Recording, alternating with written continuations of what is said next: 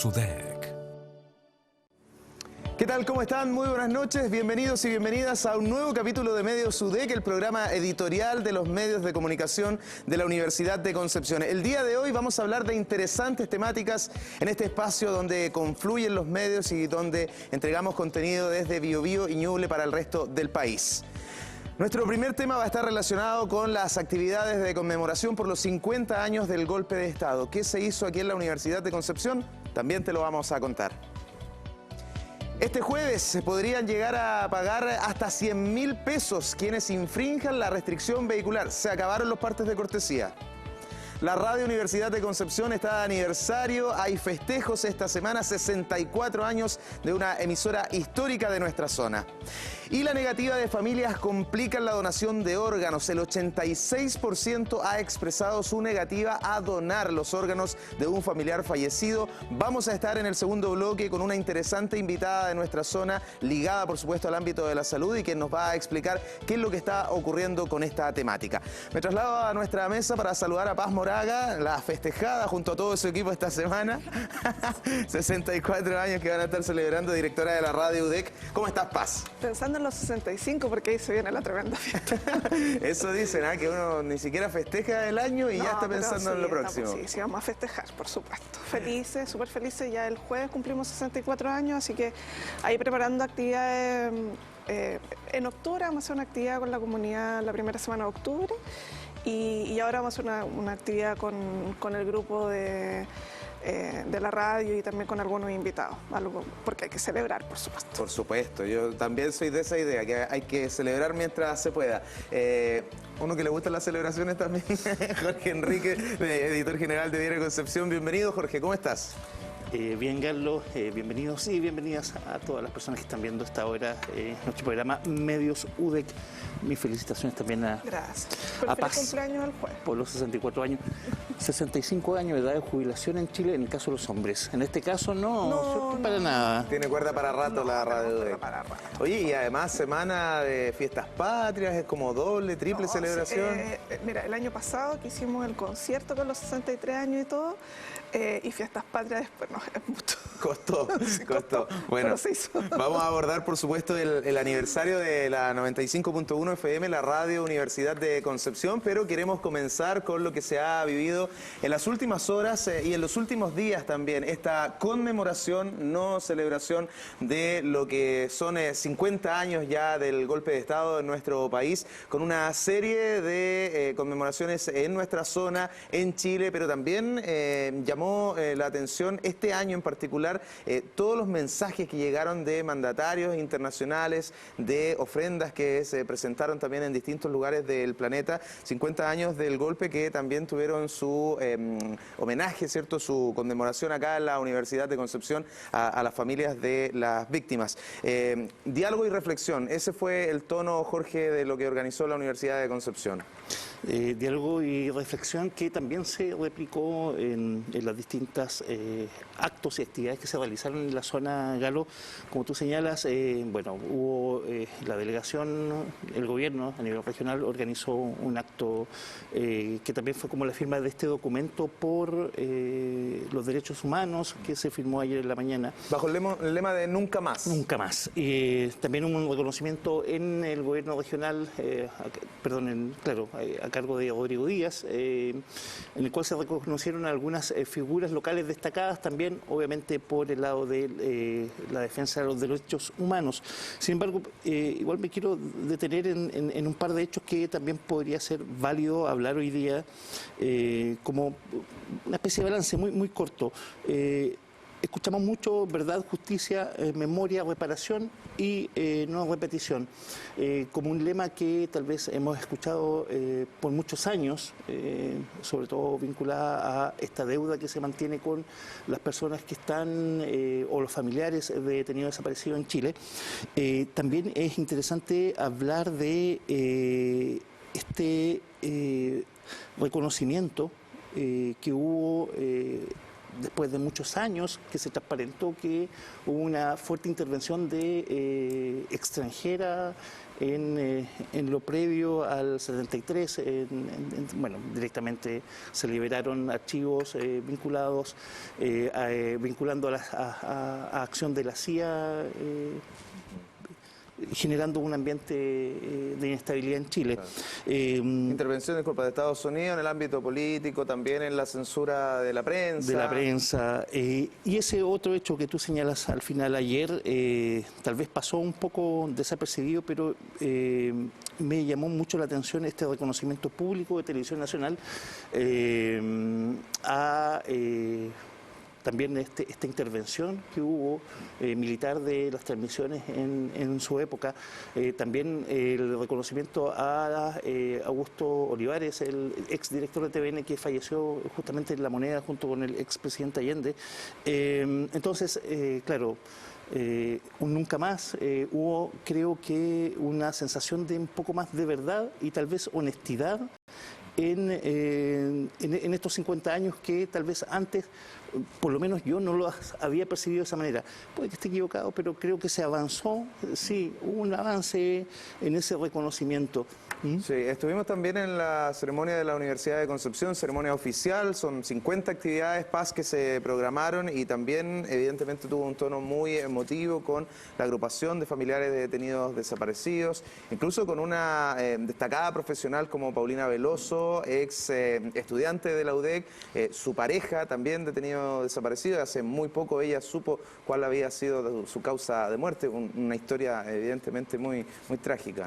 Sí, la actividad que se realizó acá en nuestra universidad, yo creo que hay que destacarla. O sea, primero, una cantidad de participantes, de personas que llegaron, faltaron asientos, todo muy solemne, estos hitos de plantar un árbol que pasó en los 3 campus.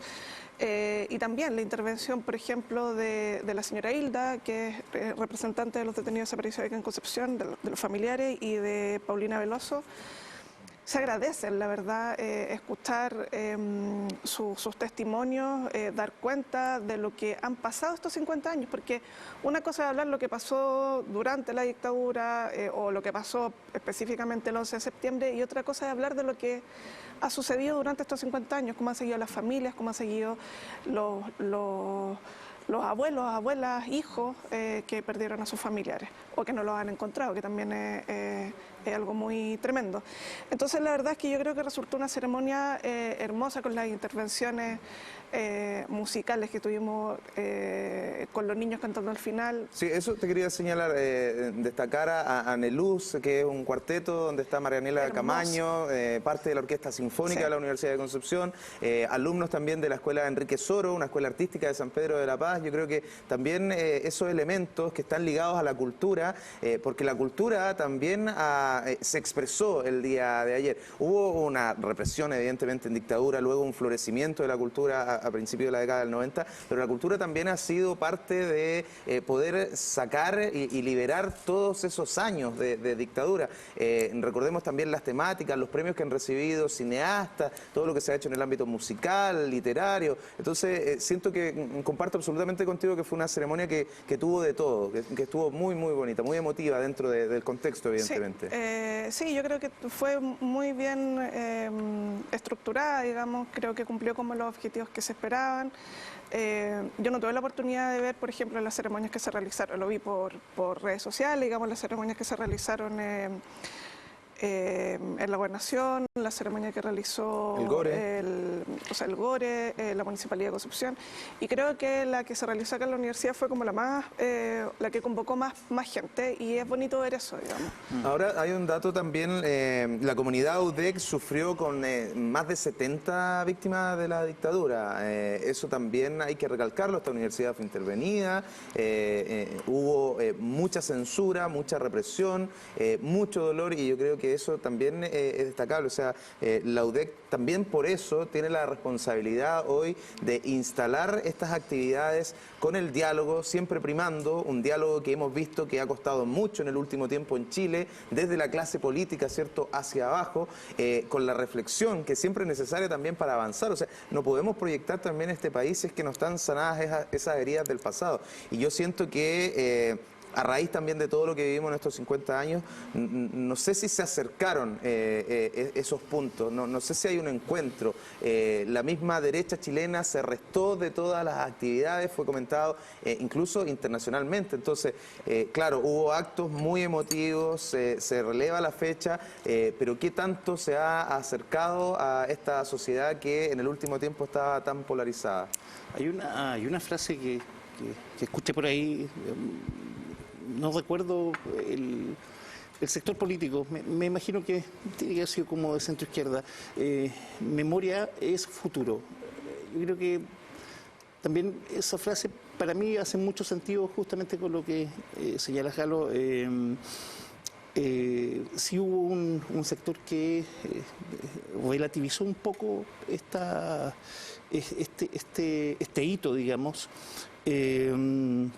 Y creo que eso no hace bien. O sea, hay heridas que están abiertas que tienen que cerrar con avances en justicia, verdad, reparación, que todavía es un camino que ya vemos. 50 años. El otro 50 día... años que todavía estamos pensando en cómo avanzar y cómo cerrar esos círculos. ¿Qué falta? Sí. ¿Qué nos falta para avanzar en eso? Te iba a decir que el otro día en un partido de tenis fue muy comentado la frase que dijo un hincha, una frase muy popular de Hitler, ¿cierto? Y donde el propio tenista, Zverev, paró el partido y le dijo al árbitro que sacaran a esa persona de ahí, porque en el mundo el negacionismo no está permitido. Entonces, ¿en qué momento traspasamos también eso en nuestro país? No estamos hablando de que porque estamos conmemorando esta fecha somos todos comunistas, o porque alguien está en contra también, como se dice coloquialmente, es facho o es de un partido de ultraderecha o de derecha.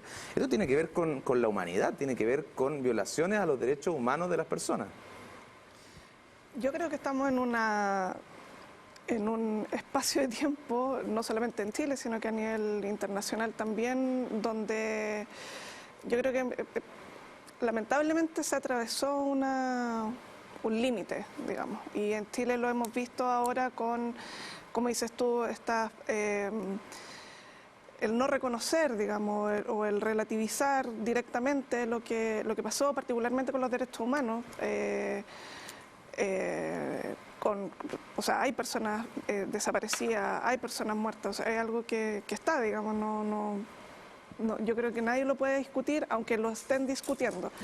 Ahora yo creo que hoy día, ya 12 de septiembre, de ahora en adelante, yo creo que todos tienen que hacer, sobre todo nuestra clase política, tiene que revisar cómo también seguir adelante. O sea, yo creo que de todos los sectores hay que conversar, hay que seguir conversando. O sea, no podemos seguir en esta pelea constante que en esta oportunidad se da por el 11 de septiembre, pero estamos viendo que se está dando hace rato por distintos temas.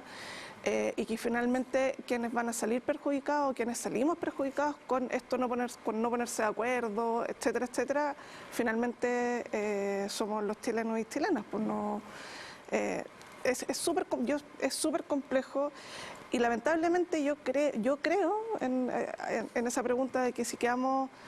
si nos acercamos, nos alejamos más, yo creo que en esta oportunidad lamentablemente nos alejamos más de lograr un acuerdo. Bueno, siguen las actividades en la Universidad de Concepción. Hay una que nuestra colega aquí va a estar moderando y queremos hacer también la invitación porque como TVU vamos a transmitir este día miércoles en la tarde, ¿cierto? A contar de las 18 horas este conversatorio. Paz, coméntanos un poco los detalles para que también la gente pueda participar. Sí, mañana vamos a estar en este conversatorio a las 18 horas en el Auditorio Universidad de Concepción, en la Facultad de Humanidades y Artes. Yo lo voy a estar moderando, nada más. Ahí los protagonistas son otros y otras. Vamos a tener, y voy a tener el gusto también de moderar a don Augusto Parra, ex rector de nuestra universidad, que fue el rector en en este periodo se me olvidó la palabra. Transición. De transición. En la universidad va a estar el académico y historiador Armando Cartes y va a estar también la académica investigadora Alejandra Brito Peña. Así que la verdad es que súper contenta. Este conversatorio es Memoria, Derechos Humanos y Democracia, aportes desde una universidad pública. Así que la verdad es que los invitamos y las invitamos a que asistan al auditorio o nos vean por TVU. A las 18 horas mañana. Ahí está la invitación entonces para este conversatorio. Recuerde que en programa 50.udec.cl está el detalle de todas las actividades que van a continuar durante el mes de septiembre. Les propongo ir avanzando. Otra información que queremos también destacar en este medio SUDEC tiene que ver con las multas que se van a empezar a cursar este día jueves a los autos, o más bien a los conductores y conductoras de vehículos particulares en la ruta 160, en la diagonal Pedro Aguirre Cerda, San Pedro de la Paz, camino a Coronel, a propósito de todas las medidas que se han tomado por el puente ferroviario, por la propia congestión. Van a tener las personas que pagar incluso hasta 100.000 pesos, Jorge. Se acabaron los partes de cortesía. Se acabaron los partes de cortesía, Galo. Efectivamente, como tú señalas, tránsito interrumpido por 60 días.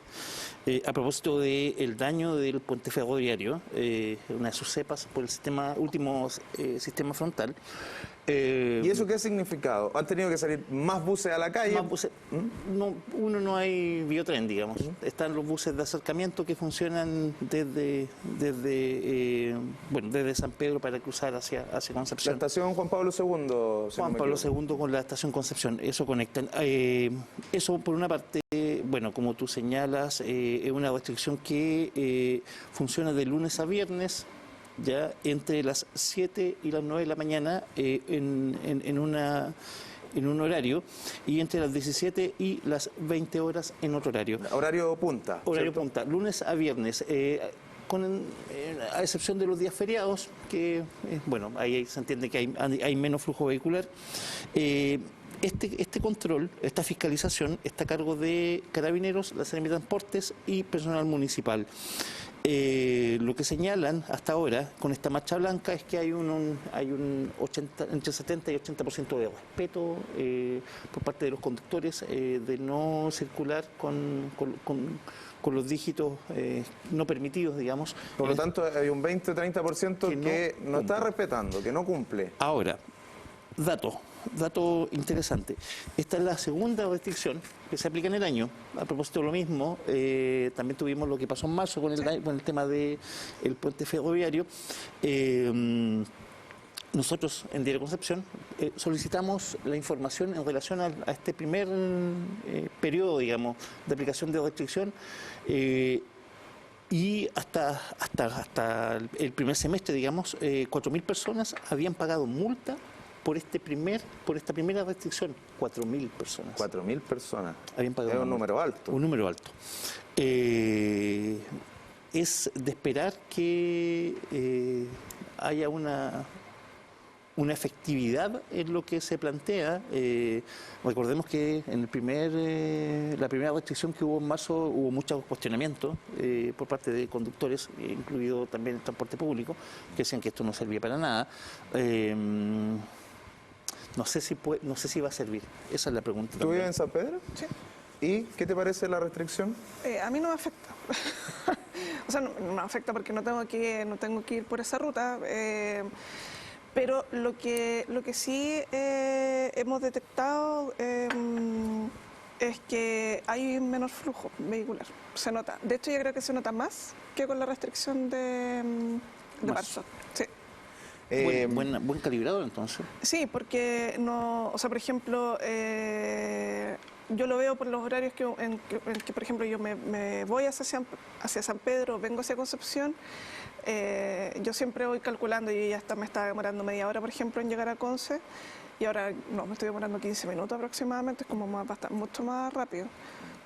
asumo que se debe a eso, porque es un cambio bastante brusco desde que se inició la restricción. Oye, pero una comuna tan cercana, yo sé que hay condiciones meteorológicas y que hay comodidad, pero la bicicleta es tan práctica y es un medio de transporte que es democrático, que tiene historia, que ayuda también a nuestra parte física, a nuestra parte mental. Yo desincentivo eso. Sí, el uso del transporte particular, ¿cierto? Los vehículos de cada uno. Aumentaría la ciclovía, mejoraría el transporte público. Voten por... No. ¿Saben que en otros países, en Alemania, por ejemplo, en Francia, en Bélgica, se paga un impuesto por llegar al centro, pero también hay problemas con las comunas que no tienen la posibilidad de ser centro? ¿A qué me refiero? Que no todos los trámites se pueden hacer en Coronel, en Lota, en San Pedro, en Talcahuano. Entonces, tienen que venir a Concepción y ahí es donde se produce el atochamiento. Entonces también es un desafío, no solo, por un lado, no pensar las cosas por sí solas, ¿cierto? Como esa respuesta de la PSU en su momento, ambas juntas o cada una por sí sola. Esto no es por sí solo, tienen que ser varias medidas y yo creo que también hay que fortalecer a los gobiernos locales, a la alcaldía. También mejorar el transporte público, desincentivar el uso del transporte particular, aumentar quizás otros beneficios para, no sé, la misma empresa, a lo mejor la gente que vive en bicicleta se puede ir más temprano, se le aumenta un poquito el sueldo. No sé, tenemos que ponernos creativos porque de verdad encuentro que es un problema del que ya llevamos tanto tiempo hablando que a nosotros nos aburre, pero me imagino más para la gente que lleva todos estos años en un taco de 2-3 horas, en un tramo que en 15 minutos debería estar completado. Sí, lo que pasa es que yo creo que yo estoy absolutamente de acuerdo, pero también y tiene que ver con este tema de la reforma. Los tramos son súper peligrosos. Son muy peligrosos. O sea, por ejemplo, si tú me dices cruzar el puente en bicicleta, claro, la ciclovía que está en el puente de Yacolán, por ejemplo, es fantástica, es doble, es bastante cómoda. Pero cuando llegas para bajar a la costanera, claro, ya estamos, y cuando llegas ya al teatro, ya ahí se te acaba la ciclovía. Y por ejemplo, yo que utilizo el automóvil, muchas veces en la mañana me toca ver que tienen que atravesar los ciclistas o que se están usando estos scooters eléctricos también, entonces también es como peligroso. Y pensando también en las lluvias, por ejemplo, en las lluvias que hemos tenido este año lo hace más complicado. ¿Y para qué decir de Coronel a San Pedro? Ahora, la restricción en Chile comenzó en la capital, evidentemente, como la mayoría de las cosas, pero comenzó por temas relacionados al medio ambiente, o sea, porque había contaminación medioambiental, no porque había exceso de vehículos. Después fue mutando y a la chilena ya es ahora la razón, la misma razón que va a ser acá. Pero yo tampoco estoy convencido de que sea lo mejor, porque si hay un porcentaje que tampoco es menor, de un 20-30%, que no la respeta, hay gente a lo mejor que prefiere pagar la multa o qué sé yo, pero no sé si es la mejor medida. Es una, pero creo que también hay que potenciar otras. Y lo otro, la capacidad de fiscalización, porque claro, hay que contar con personas que realicen que fiscalice que se cumpla la medida, por una parte, que es personal municipal, como decíamos, carabineros y personal del Ministerio de Transportes. Otro dato que ya lo hemos conversado y lo conversamos también con... También va a haber, disculpa, partes empadronados. Empadronados, así que a lo mejor no se dan ni cuenta y les van a cursar una multa. Puede llegar un parte. Es cuánto tiempo lleva el puente, y lo hemos hablado, son 130 años que lleva nuestro querido puente ferroviario. Querido, porque yo creo que nadie puede no quererlo, digamos. Pero ya hay que dejarlo como monumento. Hay que dejarlo como monumento. Pero ojo que para que esté construido el otro, el que viene, faltan aún 2 años. O sea, tú dices que este no es el último episodio de estas características que vamos a tener. Fines 2025. Eso nos falta. No es muy hay una intención de EFE, pero por lo menos hay una intención de EFE de adelantar esta construcción pero con suerte para el primer semestre de 2025, o sea, claro, a lo menos porque otro invierno más. Consideremos que no tengan que pasar más temporales de la magnitud que tuvimos este año, que no nos venga otro terremoto o cualquier otra cosa que pase en Concepción. Cualquier otro fenómeno socio-natural. Fragilidad, ¿no? Fragilidad. Muy frágil el sistema. Este día jueves entonces comienzan las multas hasta 100.000 pesos si es que no respetan la restricción vehicular entre 7 y 9 de la mañana y entre 17 y 20 horas. Vamos a un poquito de fiestas patrias. ¿Les parece que comentemos así algo a la rápida? Porque hay muchas actividades, llama la atención que después de pandemia, ¿cierto?, se ha reactivado todo y prácticamente todas las comunas tienen actividades.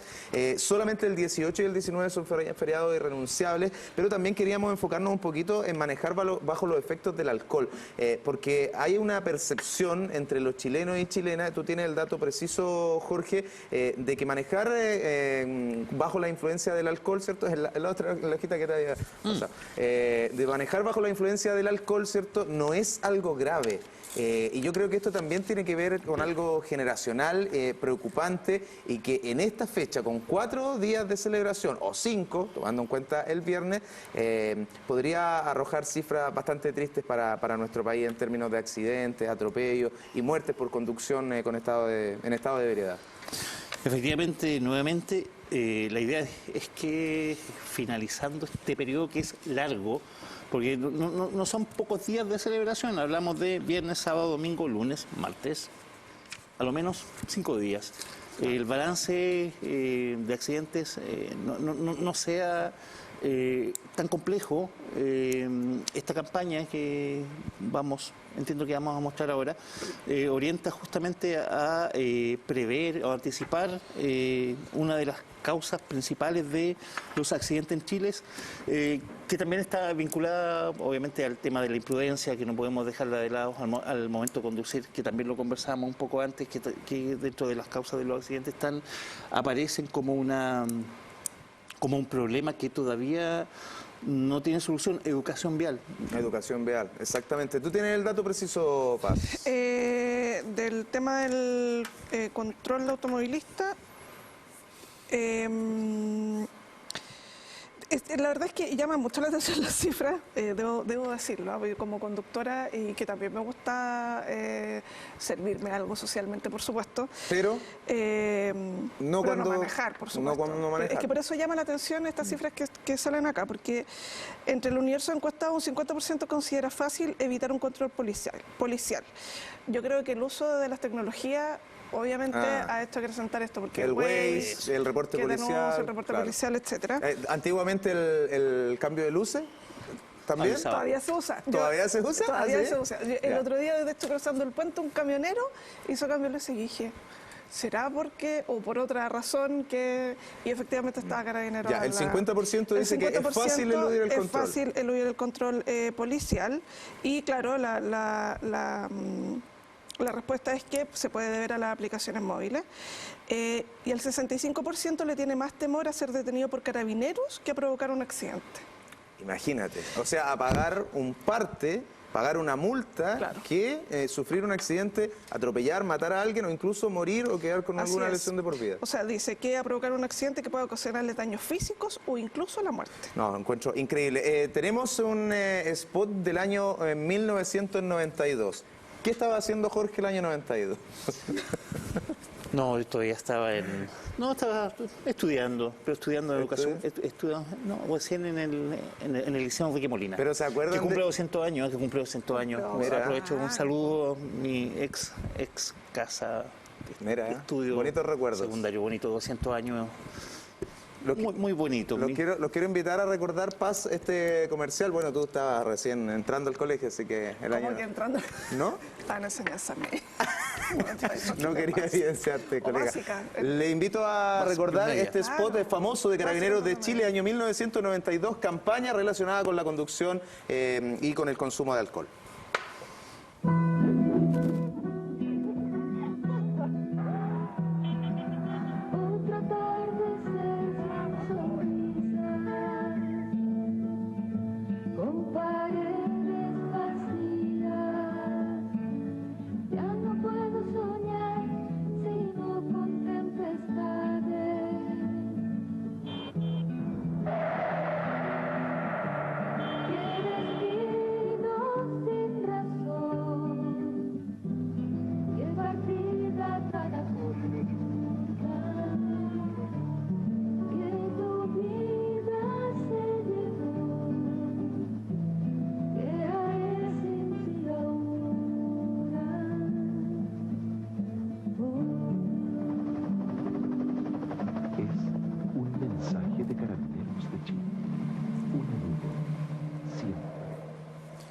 La mitad de Chile debe haber llorado con este spot, con un jovencito actor, Guido Becchiola, que bueno, cimentó su carrera también en este spot, después protagonista de muchas teleseries, contó también harta historia, una historia trágica también que estaba relacionada a la grabación de ese spot.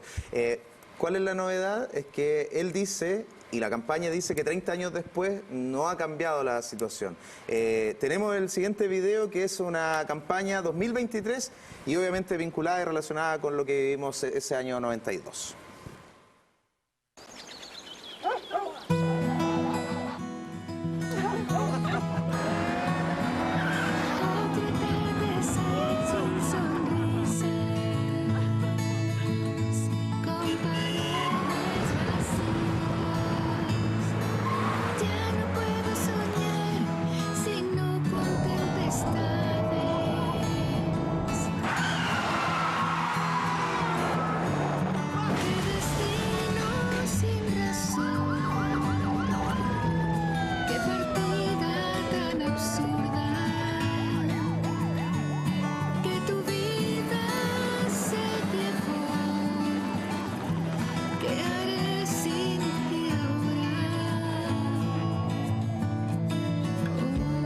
Han pasado más de 30 años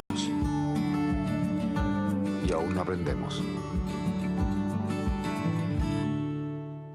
Ahí está la versión 2023 de este comercial. Oye, la historia trágica era que cuando se grabó el comercial, el helicóptero tuvo un accidente. Hubo gente que incluso falleció con todo Guido Becchiola. Los mismos carabineros que estaban como actuando fueron a ayudar. Y él, un año antes de la grabación, cuando tenía 17 años, en el año 92, iba manejando y sufrió también la pérdida de su mejor amigo. Entonces había toda una historia ahí vinculada con el protagonista.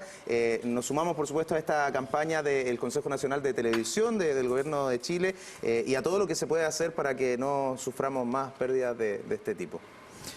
¿Les parece que vayamos al último temita? Estamos, señor director, usted me dice... Radio Universidad de Concepción cumple 64 años. Antes de ir a la pausa, Paz, queremos destacar a la emisora fundada en el año 59, un rol tremendo, también muy importante en el terremoto del año 60 en Chile, donde quedó prácticamente todo el país abajo. La radio en terreno siguió informando y hoy también hay una nueva visión, un nuevo proyecto que ustedes están desarrollando. Sí, bueno... Yo feliz. Llevo 2 años en la radio y la verdad es que para mí ha sido más que un descubrimiento, ha sido de todo, digamos. Y bueno, este jueves cumplimos 64 años, estamos súper contentos y también estamos con hartos proyectos, pero uno de los, digamos, lo más inmediato que les podemos contar es que vamos a hacer un lanzamiento no es nueva programación, son nuevos podcasts. Radio Universidad de Concepción, hasta el minuto, todos los programas, nuestros programas están en Spotify, están en nuestra página web, pero no habíamos incursionado en este formato de podcast solamente, que no se escuchan por el 95.1, sino que solamente van a estar disponibles en Spotify y en nuestra página web. El podcast, disculpa, que debe ser uno de los formatos más reproducidos hoy en el mundo. Sí, o sea, es súper popular, muy práctico. Muy popular, práctico, y la verdad es que nosotros quisimos como incursionar en otros temas, diversificar un poco el tema de los temas, hacer podcasts que son un poco más livianos, por decirlo así, con un formato un poco más ligero quizás que los programas no que duran contenido, sino que audibles. No, audibles, claro, que son más de conversación. Estamos haciendo, son de 20-25 minutos, invitamos, para que la gente sepa, digamos, invitamos a distintas personas, académicos, académicas o también personas externas que ven diferentes temas. No les voy a contar los podcasts porque eso es sorpresa para el día jueves. Pero dentro de los temas que estamos abordando hay de todo, desde temas de nutrición, temas de vida al aire libre, tenemos temas de deporte. Así que en este minuto ya tenemos 4 que están listos para ser lanzados. Lo más probable es que el día lunes partamos con uno particular, que ya es el que está con las grabaciones más avanzadas, y la próxima semana ya saquemos el resto. Pero la idea es esa, la idea es como tener este nuevo formato que va a estar disponible en Spotify, le vamos a dar así, pero mucha difusión, esa es la idea. Y nada, que nos sigan, que descarguen los podcasts porque van a estar ahí disponibles y están súper entretenidos, la verdad. Tírate un tema, Jorge, que te gustaría para podcast.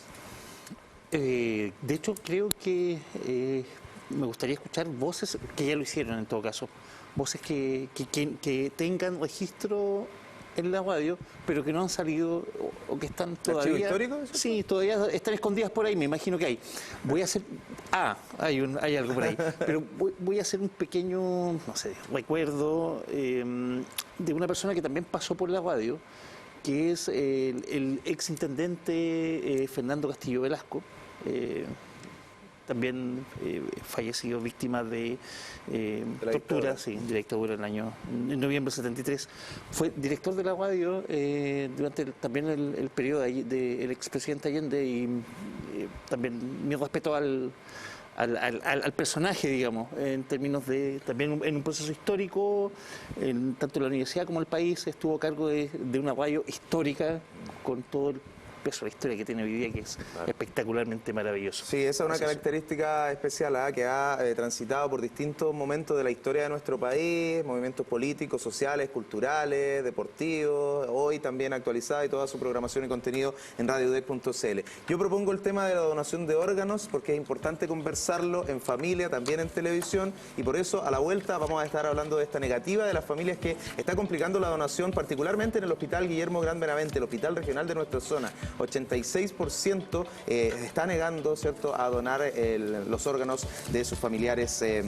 Así que vamos a hablar de ese tema a la vuelta de estos comerciales.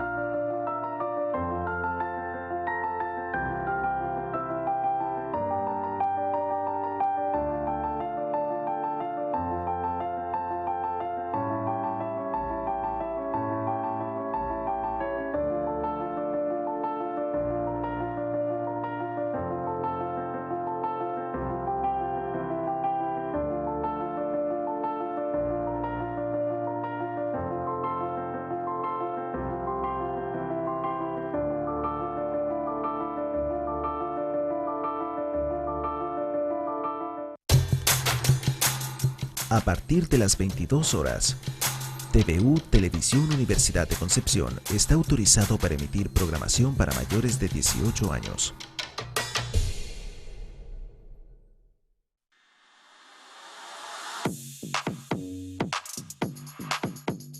El grupo de medios de la Corporación Universidad de Concepción, Medios UDEC, está integrado por Diario Concepción. Revisa su papel digital en diarioconcepcion.cl y todas sus informaciones en sus redes sociales.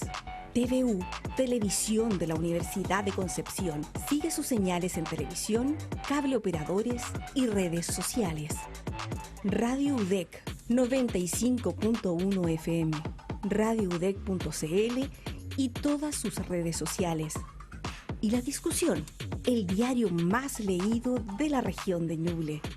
Ladiscusión.cl, Radio La Discusión 94.7 FM y sus multiplataformas. Medios UDEC, el grupo de medios de la Corporación Universidad de Concepción.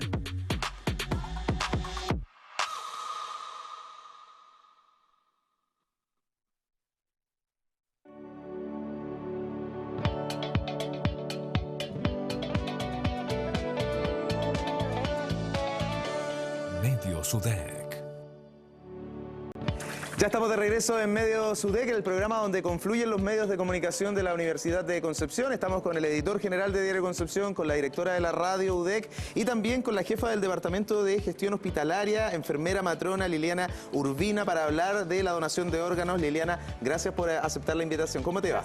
Gracias a ustedes. Feliz de que tengamos esta instancia instancia para nosotros poder compartir algo que se ve como tan lejano. El escenario de la donación de órganos uno lo puede ver desde nuestra mirada clínica como tremendamente técnica, ¿cierto? Estamos mirados desde el Ministerio, pero que hay un impacto que va más allá. Y eso hemos buscado nosotros como Dirección de Servicio de Salud y en coordinación con la Coordinación Local de Procuramiento y Donación de Órganos, que es la otra vereda. Yo siempre digo, la donación de órganos tiene dos caminos. Uno que es lo clínico, que es lo técnico, duro, donde nosotros tenemos altas competencias en el hospital regional, en este caso, que es donde se centra la coordinación local, pero está la otra vereda, que es la sociedad, que es la comunidad, que es la gente que está en la calle, y es a ellos donde tenemos que llegar. Ahí es donde estamos fallando, porque la negativa familiar al proceso de donación, al menos en el Hospital Guillermo Gran Benavente, llega al 86%, se contrapone con lo que está ocurriendo a nivel país, donde va al alza. Y acá, ¿qué está pasando? ¿Cuál es la explicación que encuentran ustedes? Nosotros, si bien no tenemos como un dato duro de qué es lo que está pasando, más de lo que nos enfrentamos cuando viene el proceso de la donación, porque esto no es solamente que alguien fallece, se donan los órganos y la gente, que es lo que hemos visto nosotros, hay como harto desconocimiento en la comunidad de cómo es el proceso de donación. O sea, desinformación. Absolutamente, porque ¿qué pasa? Salió la ley de que todos los mayores de 18 años somos donantes, ¿ya? Pero eso tiene otra implicancia, que es el reconocimiento familiar. Ya, si bien todos somos donantes, tenemos derecho a ejercer la donación, ese derecho a ejercer la donación tiene que ser comunicado a nuestra familia. Si la familia, y ustedes, los datos que diste al inicio, este 86% de negativa familiar, impactan en poder tener donantes efectivos. ¿Qué quiere decir esto? En simples palabras, si el tema no se conversó, y es ahí donde nosotros queremos llegar, ponerlo a la sobremesa. La muerte es un tema que uno nunca lo toca, ¿cierto? Imagínense en este escenario de muerte, que es una muerte inesperada, que no es una muerte que la gente sabe, hoy tiene una enfermedad, que ya es terminada. No, son fallecimientos que ocurren en accidentes de tránsito, por malformaciones vasculares, ¿cierto? Entonces nadie lo conversa. Como nadie lo conversa, ven súper lejano el tema de ser donante. Claro. ¿Cuándo se ve de cerca? Cuando yo necesito un órgano, ¿cierto? La necesidad genera el tema, genera lo doloroso que implica tener mala calidad de vida, pero la donación se nos aleja de la conversación habitual. La muerte se nos aleja ya, más se nos va a alejar la donación. Y mucho más se nos aleja el que, si la ley establece que todos somos donantes, tiene que haber un reconocimiento familiar, que eso es lo clave. Y por eso nosotros siempre estamos ahora en la campaña de acercarnos a la comunidad, de que entiendan que este proceso no se da por sí solo, y que además acercar también el conocimiento de qué es lo que se hace, cómo es el procedimiento de la donación, cómo es la pesquisa del donante, cómo es la notificación y cómo es la comunicación de donación y todo lo que implica los cuidados de fin de vida que nosotros llamamos. Ahora, ¿qué se puede hacer? Porque una cosa es claro, lo que pueden hacer desde el Ministerio de Salud, colocando el tema como una preocupación hoy día en base a las cifras que tenemos, pero otra cosa es cómo llegar de la mejor vía a conversar y que esto se plantee en las familias. Ministerio de Educación a través de colegios, que se plantee esto también, no sé, a nivel de universidades. Pero ¿cómo? ¿Han recibido algún apoyo transversal para poder generar una campaña más potente en este sentido? Mira, desde el punto de la transversalidad de la comunicación, a través del Ministerio de Salud está la instancia de comunicación, ya a través de páginas web. A nosotros se nos entregan lineamientos de cómo poder abordar a la población. Sin embargo, nosotros ¿qué hacemos? Desde el ámbito de salud salimos hacia el intersector, ¿cierto? Salimos a la comunidad, salimos a los colegios, salen a las universidades a hacer esta como evangelización de lo que implica la donación. Ya cuando nosotros hacemos terreno, hemos ido a centros comerciales, ¿cierto? Abordamos al ingreso de los establecimientos hospitalarios y nos damos cuenta que quienes tienen mayor disposición a recibir información son los jóvenes, increíblemente.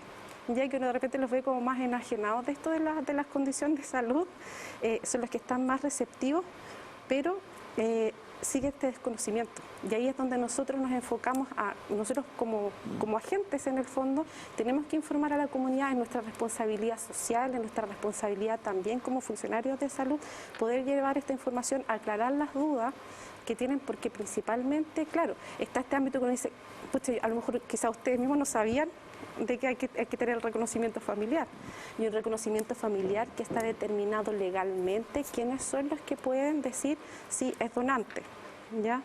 Muchas veces nos han pasado casos, bueno, todos los años se conmemora el Día Nacional del Donante, el día 27 de septiembre, y ahí la Coordinación Local de Procuramiento realiza lo que se llama el Desayuno del Familiar del Donante, que es una instancia muy conmovedora donde podemos tener los testimonios de las familias que son finalmente quienes respetan ejercer el derecho a la donación, y ahí nos dicen y recuerdan fehacientemente en qué momento fue que ellos les hizo clic decir sí, voy a donar los órganos.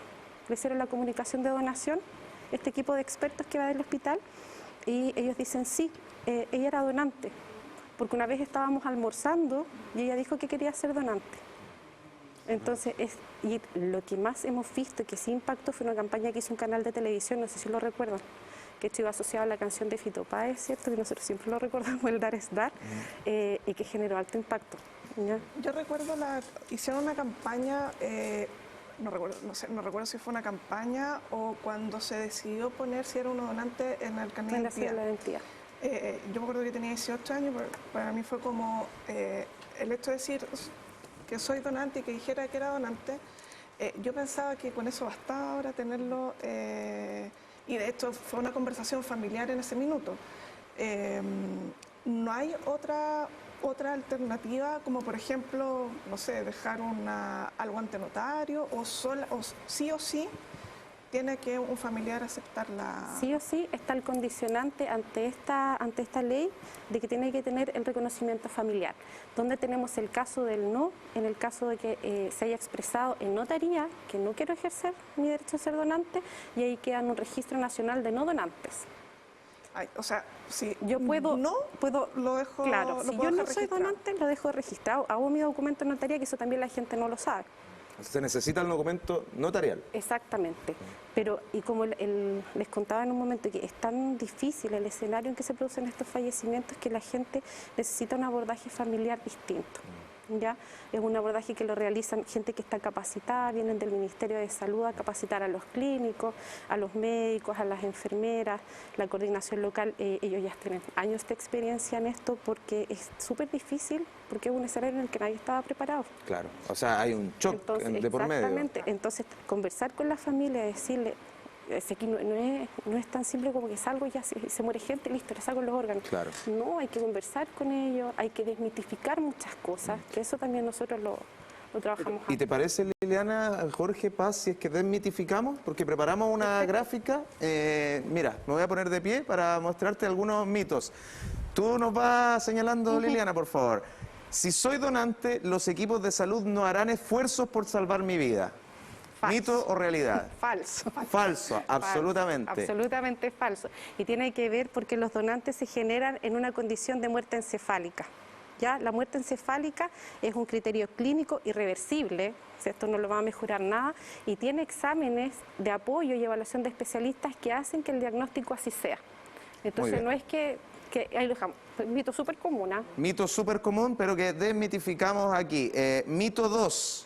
La lista de espera favorece el trasplante a personas influyentes y o con mayor poder adquisitivo. Falso también. Falso también. Falso. Alguien lo podría pensar, en Chile, país donde, cierto, si tiene un tal o cual apellido, a lo mejor tiene influencia. Eso no es así. Hay una lista única nacional de prioridades y creo que hay más de 3.000 personas que hoy están esperando. En el ISP, que es la lista estandarizada, priorizada.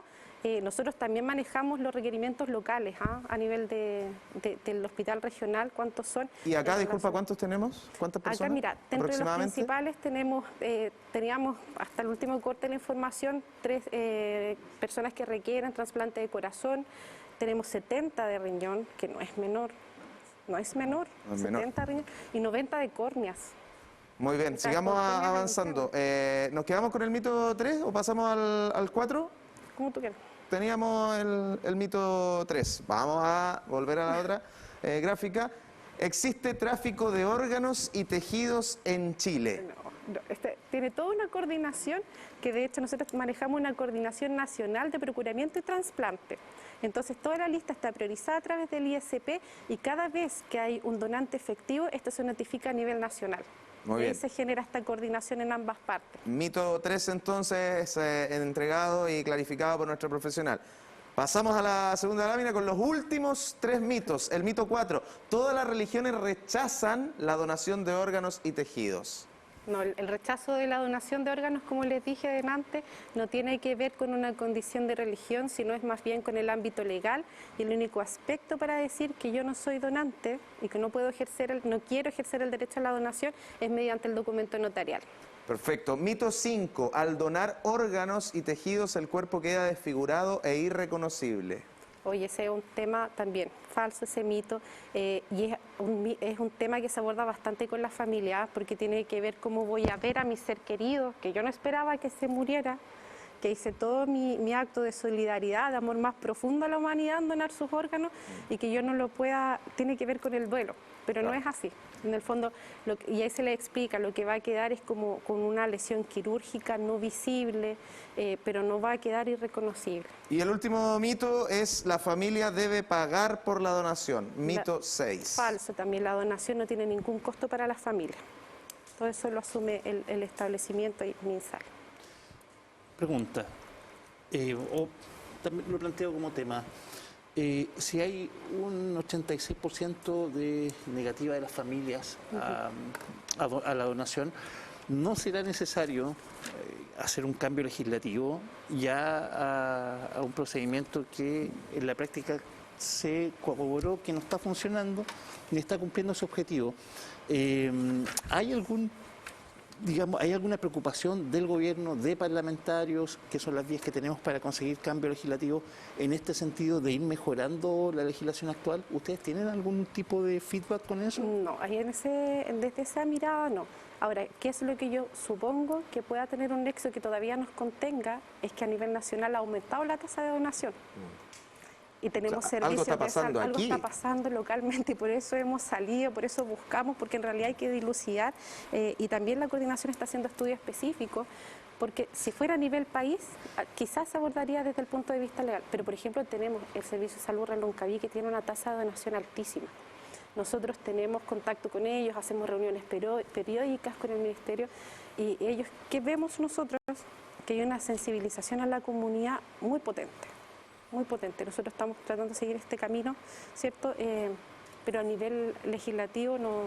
Pero, por ejemplo, para aclarar, en otras zonas del país, entonces, este 86% de negativa es 80, 70, 60... Exactamente. Pero igual es alto. O sea, yo pienso que, si hay una predisposición a donar, debería ser mayor la positividad de estos porcentajes, digamos. Exactamente. O sea, menor, digamos. Exactamente. A nivel nacional, las muertes encefálicas, que son las que nos dan la posibilidad de tener donantes efectivos, es de un 2% de todos los fallecimientos. Es bajísimo. Y como dices tú, Jorge, en el fondo, si tuviera, aquí debiéramos llegar. Cuando hay una comunicación de donación, significa que se pasó por todo el proceso clínico anterior. Se pasó por la pesquisa, se pasó porque el clínico vio ciertos signos neurológicos, se pasó por la notificación que dijimos ya, este es potencial donante, cumple todas las características, porque el órgano que se va a donar tiene que cumplir condiciones clínicas para que lo reciba. Estamos hablando de la muerte encefálica, ¿cierto? Claro. Por la muerte de paro cardiorrespiratorio, ¿existe la posibilidad de ser donante? No, para órganos y tejidos. Ya. Hay un ámbito que puede ser donante cadáver, pero tiene que ver con las córneas. Pero hay otro tema ahí, sí. Ya, perfecto. Pero en este momento nosotros estamos solamente con donante por muerte encefálica. Y también está el donante vivo. Claro. ¿Cierto? Claro, tiene que ver también en relación a otro tipo de órganos y en distintas condiciones. Perfecto. ¿Y qué tipos de órganos se pueden donar? Siempre también es importante poder clarificar aquello. ¿Qué se puede donar? Un paciente que es multiorgánico puede hacer donación entre 7 a 10 órganos. Y ahí en eso se incluye corazón, pulmón, riñón, hueso, piel, súper importante, córnea, que son lo que principalmente... Y nosotros también tenemos programas de trasplantes locales.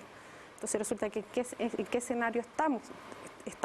Somos referentes a nivel de Macrosur, TESUR, en relación al trasplante. Ya hacemos, que es lo que más sale, ¿cierto? Trasplantes cardíacos, trasplantes de riñón, trasplante de hígado.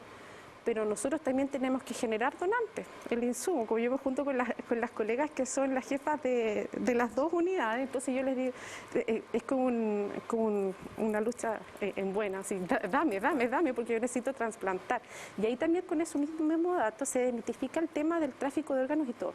Como está la lista priorizada, claro, está la lista priorizada y el trasplante se ejecuta en Concepción, un paciente de Puerto Montt, ¿cierto? Un paciente de Temuco, porque el programa está acá, pero no necesariamente el donante está acá.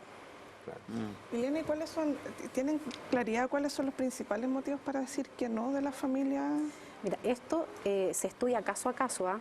No es algo que se deje al azar y que se deje en números, sino que se aborda todo el problema. Y hemos encontrado cosas que a veces son como muy lamentables en relación a que no hubo la comunicación por parte del paciente fallecido. Hay condiciones que tienen que ver con la atención quizás de salud que recibieron en algunas oportunidades, porque la gente está muy lábil, y por eso es una condición que no solo se prepara al equipo que está trabajando en esto, es una política de todos los establecimientos, de todos nosotros como personal de salud, en el fondo asumir que esto es algo transversal. Ya eso es alguno de los casos, pero principalmente tiene que ver porque no lo conversaron y porque les da temor. Nos pasa, contando la anécdota esto del desayuno con el familiar del donante, me tocó un caso en que los hijos del paciente fallecido le dijeron, ¿le podemos dar a nuestro papá la oportunidad para ser buena persona ahora? Imagínate. Entonces uno lo ve en España, que ellos manejan el tema comunicacional, pero años luz de nosotros. O sea, hay Jorge, campañas súper importantes. Altísima la tasa de reconocimiento familiar, es como que casi no es tema para nosotros, si es tema, es gravísimo. Nosotros a la fecha llevamos 2 donantes efectivos. Durante todo Desde este 2023. Enero, todo lo que va del 2023, 2 donantes efectivos. Es decir, nosotros, a nivel como Concepción, de todos los fallecimientos que hubo, solo 2 tuvieron la capacidad de decir sí. O sea, estamos hablando de gran parte de la región. ¿Cuál es el territorio que cubre? Concepción principalmente, y como les decía yo, la jurisdicción. Ya. Y Arauco también. También Arauco. También agarramos ahí, si bien tienen unidades generadoras, pero también abarcamos como esa territorialidad. Entonces, a lo que iba con lo anterior, es tan potente lo de la familia que quien tiene la capacidad para decir sí. Si él dijo que era donante en algún momento, que ejerza su derecho a ser donante, ya que era como que ejerza su derecho a trascender siendo buena persona en otro. Sí. Hay un tema, y usted lo tocó, que es el cómo enfrentar a una familia con dolor, porque el momento, me imagino, si me pasa una situación similar, poniéndonos en el lugar de esa familia, también la capacidad de poder pensar y reflexionar una respuesta adecuada está sujeta a la emotividad de un fallecimiento. Entonces, bueno, entiendo que tienen un equipo adecuado para ello, pero tal vez es ese momento el que no es indicado para poder hacer esta consulta, ¿o no? ¿Ese también lo han analizado dentro de este escenario? Eso está analizado, está muy estudiado también cómo influye todo el ambiente en el cual se genera esta comunicación, porque no es como que los tratantes van, les informan, ellos tienen la misión, ¿dónde llega el tratante? Es decir, la condición clínica. Ya falleció el paciente, estas son las condiciones. Después está la figura del equipo que aborda, y no es algo que se aborde en 1 minuto, en 10 minutos, ¿ya? Es un abordaje que son horas. Porque también hay que pensar que el paciente que está fallecido en muerte encefálica no se desconecta a las 2 a las 3 horas estadía, entonces es un proceso que es bastante largo. ¿Ya? Y además, como estrategia ahora desde el Ministerio está la implementación del agente clave.